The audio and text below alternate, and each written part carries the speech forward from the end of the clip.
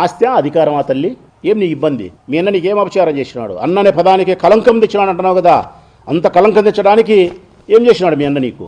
జనరల్గా ఏడైనా కానీ ఆస్తి కోసం కొట్లాడుతున్నారు అనుకుంటారు, నీవు ఆస్తి కోసమే కొట్లాడుతున్నావు అనుకున్నాం. ఏం నీకు ఇయ్యలే మీ అన్న నీకు ఆస్తి? ఈ తెలుగు రాష్ట్రాల ప్రజలందరికీ తెలియాలా.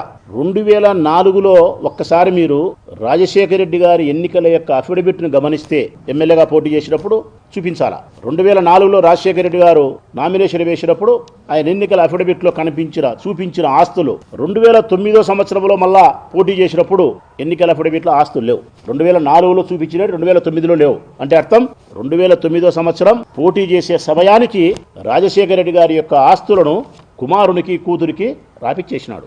నువ్వు ఇప్పుడు ఎందుకు వీలునామా మా నాయన వీలునామా రాసిన అంటున్నాడు. వీలునామా కాదు, వీలునామా ఏం రాయలే. మీ నాయన ఆస్తులు మీ పేరుతో రిజిస్టర్ చేయించినాడు.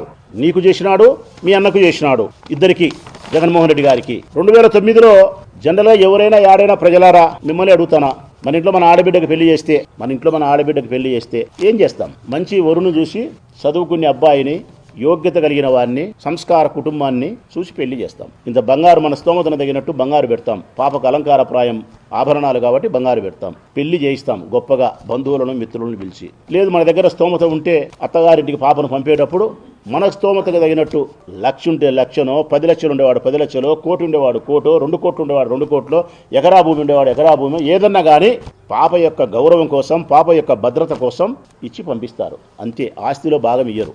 ఇది సమాజంలో జరుగుతూ ఉన్నటువంటి ధర్మం. చట్టం వేరు, ధర్మం వేరు. ఇక్కడ నీకేం జరిగిందమ్మా? మీ నాయన నీకు మీ అన్నతో పాటు సమానంగా ఆస్తిలో భాగాలు ఇచ్చినాడు. మీ అన్నతో పాటు సమానంగా నీకు ఆస్తిలో భాగాలు పంచి రిజిస్టర్ చేయించినాడు. నీకు ఏమేమి ఆస్తులు ఇచ్చినది కూడా తెలుగు ప్రజల కోసమైనా చెప్పాలా. నువ్వు ఏం తీసుకొని నువ్వు మాట్లాడుతున్నావు, నువ్వు ఆగిత్యంగానే దానికైనా ప్రజలకు తెలియాలి కదా.